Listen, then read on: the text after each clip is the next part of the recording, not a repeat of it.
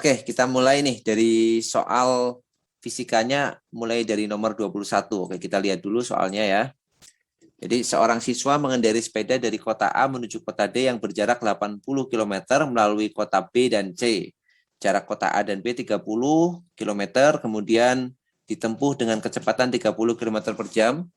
Jarak kota B dan C 40 km, ditempuh 16 km per jam. Jarak kota C dan C ke D itu 10 km, ditempuh dalam waktu 20 km, ditempuh dengan kecepatan 20 km per jam. Nah, pertanyaannya adalah kecepatan rata-rata ya. Jadi ingat, kecepatan rata-rata itu bukan kecepatannya di jumlah kemudian dibagi 3 ya. Jadi kecepatan rata-rata itu persamaannya itu adalah jarak total dibagi waktu total. Jadi kecepatan rata-rata itu sebenarnya perpindahan ya, tapi karena di sini satu arah ya, kita anggap aja jadi perpindahannya kan sama dengan jarak ya. Ini kita tulis perpindahan total dibagi waktu total. Kemudian kita hitung ya, perpindahan totalnya berapa aja. Kalau perpindahan totalnya jelas nih, kan dari kota A, dia mau ke kota D. Jaraknya sudah diketahui di soal ya, jaraknya adalah 80 km. Jadi A ke D itu 80 km, sudah jelas di sini, nggak usah kita hitung. Nah, yang perlu kita hitung adalah waktu totalnya. Kan dia pecah-pecah tuh perjalanannya. Jarak AB itu 30 km ditempuh dengan kecepatan 30 km per jam. Jadi misalkan kita taruh B di sini. Jadi A ke B itu dia jaraknya itu 30 km. Kemudian waktunya, kecepatannya itu sama dengan 30 km per jam. Nah, ingat ya, ini pakai konsep GLB biasa ya. Jarak itu sama dengan kecepatan kali waktu kan, S sama dengan V kali T. Nah, kita akan cari waktunya di sini. Berarti kalau mau cari waktu gimana? Waktu sama dengan jarak dibagi kecepatan kan, S per V kan. Berarti waktunya yang untuk A ke B berapa ini? Jaraknya 30 dibagi dengan 30. Berarti waktunya 1 jam ya. Jadi A ke B itu dia butuh waktu 1 jam. Nah, ini 1 jam. Kemudian dari B ke C. B ke C itu 40 km, kecepatannya 16 km per jam. Jadi B ke C anggaplah sampai sini lah ya. Ini BC itu S-nya itu 40 km. Kemudian kecepatannya itu 16 km per jam. Berarti waktunya berapa? Waktunya kita hitung juga ini yang di sini. Caranya sama. T sama dengan S dibagi dengan V. Ya, S-nya itu adalah 40. 40 dibagi waktunya itu 16. Oke, kita sederhanakan ya. 40 dibagi 16 dibagi 4 atau dibagi berapa ini ya? Dibagi 4 ya, 10, kemudian dibagi 4 itu 4. Oh, masih bisa dibagi lagi nih. Dibagi 2 itu 5, dibagi 2 itu 2. Jadi 5 per 2 jam atau 2,5 jam. Oke, ini 2,5 jam. Kemudian C ke D itu 10 km, kecepatannya 20 km per jam. Ini 10 km nih C ke D itu. S-nya itu 10 km, kemudian kecepatannya itu 20 km per jam. 20 km per jam. Berarti waktunya tinggal S dibagi V lagi. Berarti 10 dibagi 20. Sama dengan setengah ya, 0,5 jam atau setengah jam gitu. Nah, di sini waktunya udah tahu nih. Yang A ke B itu 1 jam, kemudian B ke C itu 2,5 jam, kemudian C ke D itu setengah jam. Nah, tinggal kita masukkan persamaan untuk kecepatan rata-rata. Berarti kecepatan rata-rata ditulis kayak gini ya, V bar ya, dikasih tanda strip di atasnya itu rata-rata, itu sama dengan jarak totalnya atau perpindahan totalnya udah jelas, 80 km, karena udah diketahui di soal. 80 dibagi waktu totalnya dijumlah aja ini. Berarti waktu total itu sama dengan 1 ditambah 2,5 ditambah setengah. Jadi berapa? Ini kan 3 tambah 1, berarti 4 kan? Nah, jadi waktu totalnya adalah 4 jam. Kita isikan di sini, 4 jam. Berarti berapa kecepatan rata-ratanya? 80 dibagi 4. Jadi 20 km per jam ya. Maka jawabannya adalah yang B ini. Betul, ini ternyata yang jawab dulu ya. 20 km per jam. 3 buah motor yang bergerak lurus berubah beraturan, berarti KLBB secara bersamaan dengan kecepatan yang berbeda-beda seperti ditunjukkan pada tabel berikut. Oke, ini ada benda A, B, C, kecepatan awalnya, kecepatan akhirnya, dan percepatannya. Jika ketiga motor menempuh jarak yang sama, maka kecepatan awal P dan kecepatan akhir Q berturut-turut adalah oke. Jadi dia bilang menempuh jarak yang sama ya. Nah, jaraknya berapa? Maka kita perlu hitung dulu jaraknya berapa. Persamaan dalam GLBB itu kita punya 3 persamaan utama ya. Yang pertama, itu kita bisa pakai persamaan ini. VT itu sama dengan V0 plus AT, plus minus AT ya. Plus itu kalau dipercepat, minus kalau diperlambat ya. VT itu kecepatan akhir, V0 itu kecepatan awal, A-nya percepatan, T-nya waktu. Kemudian yang kedua, kita bisa pakai persamaan ini, S sama dengan V0 kali T plus minus setengah AT kuadrat. Sama ya, plus minus itu dipercepat, diperlambat. Kemudian yang ketiga, kita bisa pakai persamaan VT kuadrat sama dengan V0 kuadrat plus minus 2AS. Nah, untuk soal ini, variabel yang diketahui kan V0, VT, dan A. Yang kita akan cari adalah jarak yang sama, jarak berarti. Maka kita pakai yang nggak ada waktunya ya. Yang nggak ada waktunya itu kan berarti persamaan yang ketiga ini. Nanti kita akan pakai persamaan yang ketiga di sini. Nah, kita cari dulu yang diketahuinya paling lengkap. Nah, yang diketahui paling lengkap itu berarti yang mana? Yang ada semuanya. Berarti yang A ini. Ada V0, ada VT, dan ada A. Maka kita bisa cari S-nya. Ya, kita bisa cari S-nya dengan menggunakan persamaan yang ketiga ini. Jadi S itu sama dengan ya, kita cari pakai rumus ini. VT kuadrat sama dengan V0 kuadrat. Dia dipercepat ya, dari 0 menjadi 10. Itu berarti dipercepat dia. Berarti plus 2 dikali A. A-nya adalah 0,5. 0,5 dikali dengan S. S-nya kita cari. VT-nya itu 10, di sini diketahui ya, berarti 10 kuadrat itu 100, ditambah V0-nya itu 0, berarti 0 ditambah 2 dikali 0,5 itu 1, dikalikan dengan S. Jadi S-nya sama dengan 100 di sini. Nah, kita dapat jaraknya itu 100. Nah, dia bilang bahwa ketiga motor ini menempuh jarak yang sama. Berarti jaraknya B ini juga 100. Jaraknya B itu 100. Kemudian jaraknya yang C ini juga 100. Nah, kita tinggal cari yang tidak diketahui. Untuk yang B itu kita akan mencari V0 ya. Akan mencari yang ini. V0-nya berapa? Kita hitung ya. Di bawahnya di sini. Berarti kita hitung dulu yang B. Rumusnya sama, kita masukkan. Berarti VT kuadrat, VT-nya adalah 25, jadi kita masukkan di sini 25 kuadrat sama dengan V0-nya yang dicari. V0-nya berarti P, ini P kuadrat plus, ya karena sama-sama dipercepat, plus 2, dikali percepatannya itu 2. Dikali jaraknya dia bilang sama 100, berarti 2 kali 100. Nah, sudah. Berarti ini 25 kuadrat itu 625 sama dengan P kuadrat, berarti ya P kuadrat aja, plus 2 kali 2 kali 100 berarti 400 ya.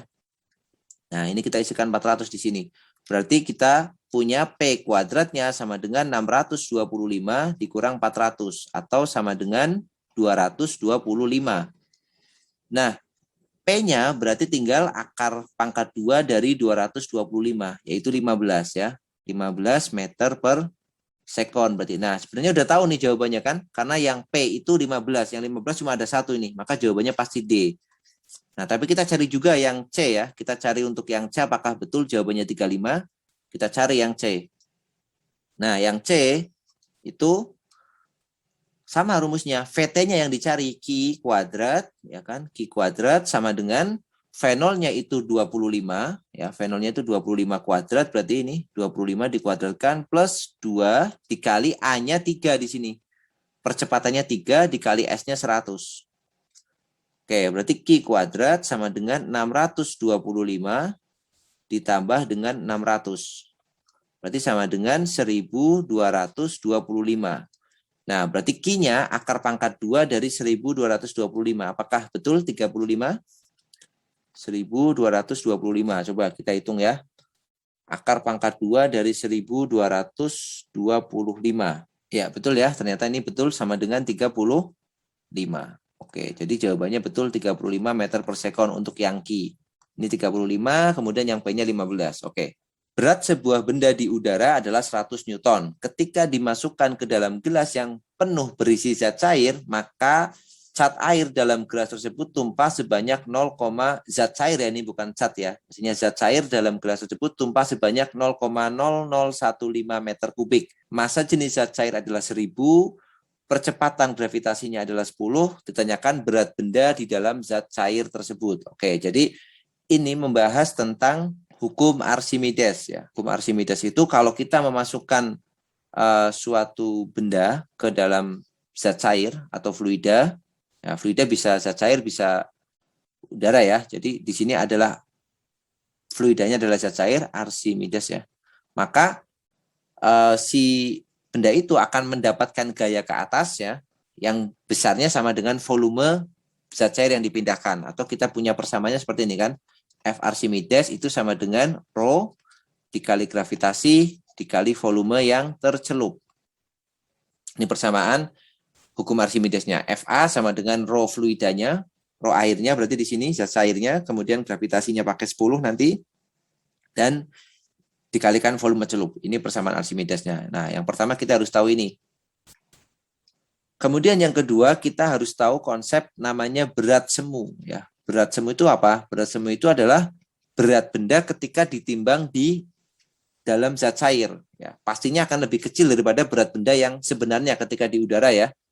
Jadi berat semu itu adalah berat yang sebenarnya, jadi beratnya dia dikurangi dengan Fa. Nah, ini konsep kedua yang akan kita pakai. Nah, sekarang di sini diketahui berat benda di udara itu adalah 100 Newton. Nah, berat benda di udaranya 100 Newton. Berarti W-nya itu sama dengan 100 Newton. Kemudian pertanyaannya berat semunya. Berat benda di dalam zat cair. Berarti dia nyanyain berat semu ini. Berarti untuk bisa mencari berat semu, kita harus mencari Fa-nya dulu. Nah, kita cari Fa-nya. Fa itu persamaannya adalah Rho fluida, kemudian dikalikan gravitasi, dikalikan volume yang tercelup. Rho fluidanya di sini 1000 ya, karena dia air ya, ini harus, kalau 1000 berarti air dia. Rho fluidanya 1000 kg per meter kubik, 1000 dikalikan gravitasinya pakai 10, dikalikan volume yang tercelup ya. Ingat, kalau kita masukin benda ke dalam misalkan wadah yang penuh gini ya, wadah yang penuh, kemudian kita masukkan benda, masuk ke sini bendanya, tercelup semuanya, maka airnya akan tumpah. Nah, volume yang tumpah ini dengan volume benda ini kan sama kan? Jadi kalau di sini dia bilang volume yang tumpahnya adalah 0,0015 ini, ya volume ini tidak lain sama dengan volume benda ini yang kita celupkan. Berarti volume tercelupnya ya sama dengan volume tumpahnya, 0,0015 meter kubik ya, sudah satuannya sudah SI semua.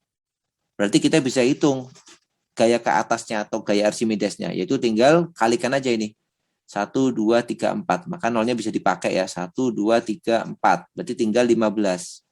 Berarti Fa-nya sama dengan 15 Newton. Nah, yang ditanyain berat semu. Masukkan ke persamaan berat semu yang ada di sini. Berarti W semu itu sama dengan berat yang sebenarnya 100 dikurangi Fa-nya udah kita hitung, ketemunya 15. Berarti 100 dikurang 15, maka 85 Newton. Nah, sudah kita dapat berat semunya 85 Newton. Nah, ini nomor 24 ini soal tentang gaya atau lebih tepatnya berkaitan dengan hukum 2 Newton ya. Hukum kedua Newton itu soalnya ini dia.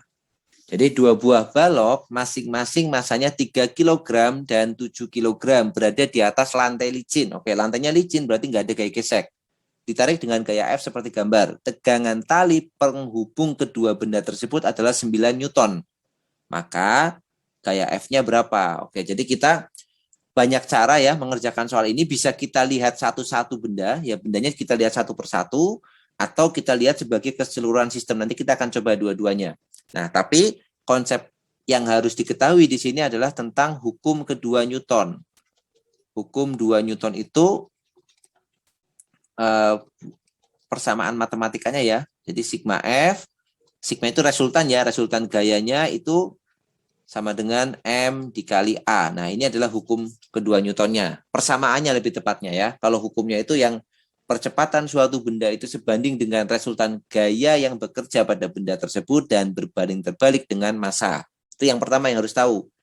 Yang kedua, kita harus tahu penguraian gayanya atau diagram gayanya. Oke, kita gambar ulang dulu di sini nih. Ini ada bendanya. Oke, sebentar. Ini ada benda yang 3 kg yang belakang. Kemudian di sini ada benda yang 7 kg dan di sini ada gaya. Nah, ini gaya ya. Gayanya F. Kemudian di sini ada tali. Karena di sini ada tali, maka masing-masing akan punya tegangan tali. Tegangan talinya seperti ini. Saya gambar yang warna merah ini. Ini ada T, T-nya sama. Di sini ada T, di sini juga ada T. Bedanya, T yang kanan ini bekerja pada benda yang 7 kg. T yang kiri ini kita sebut saja M1 gitu ya. M1 7 kg. T yang kiri ini bekerja pada yang 3 kg. Ini kita beri nama aja dia M2. Oke, cara pertama kita bisa lihat satu persatu dulu. Jadi, satu persatu kita lihat yang sebelah kiri dulu ini. Kita masukkan hukum Newtonnya, tapi untuk yang 3 kg. Ya, untuk yang 3 kg. Berarti kita hanya batasi ke yang ini. Maaf. Kita batasi ke yang ini aja nih, yang 3 kg ini. Masukkan hukum Newtonnya. Sigma F sama dengan M kali A. Ini, dua benda ini kalau ditarik, itu kan pasti geraknya ke kanan semuanya. Dia akan bergerak dengan percepatan arahnya ke kanan. Nah, kalau kita lihat benda yang 3 kg, sigma F berarti yang narik dia itu yang T ini. Karena dia ke kanan nih, maka dia menarik T. Kemudian yang menghambat dia nggak ada. Yang menghambat itu berarti yang arah kiri. Nggak ada kan? Berarti cuma T aja. Sama dengan M kali A. M-nya berarti M2 dikali A. Nah, T-nya udah diketahui di soal 9 Newton tegangannya. Berarti di sini kita masukkan 9 Newton sama dengan M-nya 3 kilo dikalikan dengan A. Berarti A-nya ketemu kan? A-nya berarti 9/3 sama dengan A, atau kita dapat A-nya 3 meter per sekon kuadrat. Ini sama dengan A. Nah, sudah ketemu. Kemudian kita masukkan lagi dengan cara yang sama, tapi di yang benda yang kanan ini. Karena kita akan mencari F. Nah, padahal F itu kerjanya di benda yang 7 kg ini. Nah, kita masukkan juga di sini. Sigma F sama dengan M kali A. Geraknya dia ke kanan, berarti yang menarik ke kanan adalah F. Dan ingat dia ada yang ke kiri nih, yang menghambat. Berarti minus T. Ya, kalau ini tadi cuma sendirian T, ini ada F minus T. Jadi F min T sama dengan M-nya pakai M1 dikalikan dengan A. F-nya kita cari, minus T-nya sudah ketemu. Ya, 9 sama T-nya ini, 9. Sama dengan M-nya 7 dikalikan A-nya kita ambil dari hasil kita menghitung untuk benda yang 3 kg tadi. Karena mereka bergeraknya bareng-bareng. Kalau bergeraknya terpisah, maka talinya putus ya. Berarti A-nya kita pakai 3 di sini. Berarti F dikurang dengan 9 sama dengan 3 kali 7, 21. Atau F-nya sama dengan 30 Newton. Nah, kita akan dapat F-nya kayak gini, 30 Newton. Maka jawabannya yang B di sini. Nomor 25, perhatikan gambar di bawah ini. Sebuah benda bermasa 4 kg mula-mula diam. Benda dikerjakan gaya 12 Newton selama 2 sekon. Usaha yang dilakukan oleh gaya F selama 2 sekon adalah titik-titik. Oke, jadi ini konsep yang harus diketahui adalah tentang usaha atau work ya. Usaha. Nah, usaha itu simbolnya biasanya pakai W kan, singkatan dari work. Itu persamaannya adalah gaya dikalikan perpindahan. W sama dengan F kali S. Nih, ini persamaannya. Nah, misalkan kayak gini nih. Ada benda, kemudian ditarik dengan gaya F, maka dia pindah kan ke sini. Nah, S-nya itu ini, jarak perpindahannya dia, dari posisi awal ke posisi akhirnya. Ini S. Nah, yang namanya usaha itu gaya dikalikan S-nya ini. Satuan usaha itu dalam SI adalah Joule atau Newton meter. Oke, sudah. Kemudian kita cari di sini F-nya sudah ada. Yang belum ada adalah S-nya. Nah, S-nya bisa kita cari ya pakai GLBB. Jadi kita cari S-nya dulu pakai GLBB. Jadi pakai persamaan gini. S sama dengan V0 kali T plus setengah AT kuadrat. Boleh pakai persamaan ini. Nah, masalahnya kita juga belum tahu A. A-nya dicari dulu juga pakai hukum Newton. Jadi kita perlu tahu A dulu karena A-nya nggak tahu. Kita cari pakai hukum Newton. Hukum Newtonnya adalah apa tadi? Sigma F sama dengan M kali A. Nah, M kali A. F-nya apa? F-nya cuma 1 ini 12.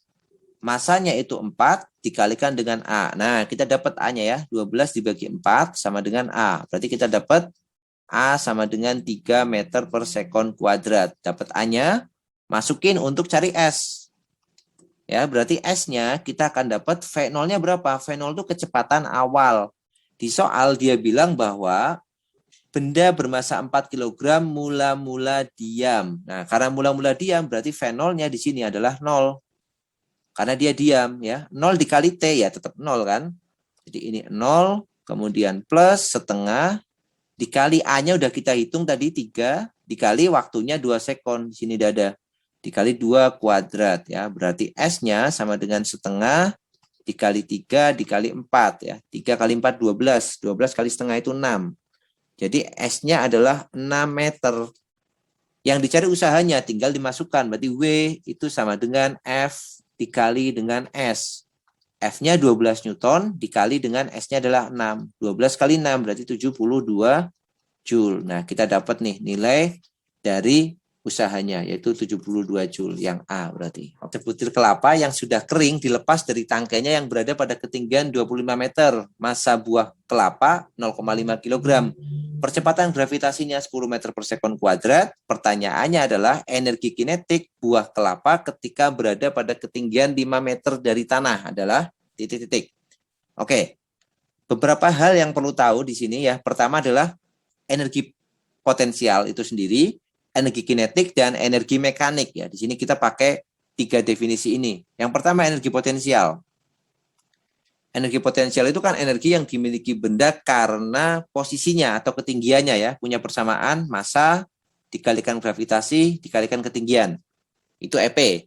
Yang kedua adalah energi kinetik. Energi yang dimiliki oleh benda karena kecepatannya. Persamaannya setengah mv kuadrat kan, udah tahu semua kan. Yang ketiga ada namanya energi mekanik. Energi mekanik itu total dari energi potensial dan energi kinetik, atau kita tulis EM itu sama dengan EP plus EK. Nah, sekarang kasusnya adalah ini misalkan tanah ya. Tanah, kemudian dia ada buah kelapa di sini pada ketinggian 25 meter. Jadi buah kelapanya itu punya ketinggian 25 di sini. Nah, tingginya 25 meter. Anggap aja ini posisi A ya. Ini posisi A. Oke, nggak usah dikasih buletan ya. Ini posisi A, kemudian dia akan jatuh nanti. Jatuh, kemudian dia akan sampai pada ketinggian 5 meter. Akan sampai di sini, misalkan, nah sampai sini aja. Ini ketinggiannya yang ini, tinggal 5 meter. Pertanyaannya adalah, berapakah energi kinetik di sini? EK-nya aja berapa di sini? Nah, kita akan hitung dengan menggunakan konsep energi mekanik. Ya. Jadi energi mekanik dari suatu benda ya, kalau tidak ada gaya gesek, itu nilainya kekal atau konstan. Jadi energi mekanik di posisi A, energi mekanik di posisi A itu akan sama dengan energi mekanik di posisi B. Oke, jadi ini yang dikenal dengan hukum kekekalan energi mekanik ya, jumlahnya konstan. Yang di A sama di B itu nanti sama. Oh, B-nya belum dikasih nama ya. Di sini anggap aja di B. Nah, gitu. Energi mekanik di A, kita lihat di A. Di A itu dia baru jatuh, dia punya ketinggian aja nih. Berarti yang di titik A itu dia hanya punya ketinggian, dia hanya punya EP, tetapi di sini energi kinetiknya 0. Kenapa kok 0 ya? Karena baru mau jatuh, belum bergerak. Jadi EP-nya itu ada, tetapi EK-nya itu 0. Di posisi B itu dia punya ketinggian yaitu 5 meter, berarti dia punya EP. EP-nya ada. Di posisi B itu dia masih gerak kan, masih bergerak turun ke bawah kan. Maka di posisi B itu dia punya EK juga karena ada gerakan, maka ini ada EK juga. Nah, jadi di posisi A itu EP-nya ada, EK-nya 0. Di posisi B ada EP dan ada EK, dua-duanya ada. Kita tinggal masukkan di sini. Energi mekanik di A berarti EPA plus 0 ya, karena EK-nya 0. Sama dengan energi mekanik di B berarti EPB plus EKB, karena dua-duanya ada. Tinggal dimasukkan sesuai dengan persamaan yang kita tulis tadi nih. EP itu apa rumusnya? EP itu massa dikalikan gravitasi dikalikan ketinggian. Berarti masanya adalah 0,5 dikalikan gravitasinya 10 dikalikan ketinggiannya di titik A itu dia masih 25. Plus 0 nggak usah kita tulis, sama dengan EPB. Masanya 0,5 dikalikan gravitasinya 10 dikalikan di titik B ketinggiannya 5. Sama dengan masih ada ya, ditambah EKB. EKB-nya nggak usah kita ganti setengah mv kuadrat karena yang ditanyakan adalah EK-nya ini, energi kinetiknya. Ya, kita tulis saja di sini EKB gitu. Nah, kita tinggal kalikan kan? Berarti 10 kali 25, 250 kali 0,5. Jadi 125 sama dengan ini 5 kali 5, 25 plus EKB. Berarti kita dapat nilai EKB-nya 125 dikurang 25 ya. Berarti 100 Joule. Sama dengan energi kinetik yang ada di titik B. Atau di sini, pada ketinggian 5 meter. Maka jawabannya B ini benar.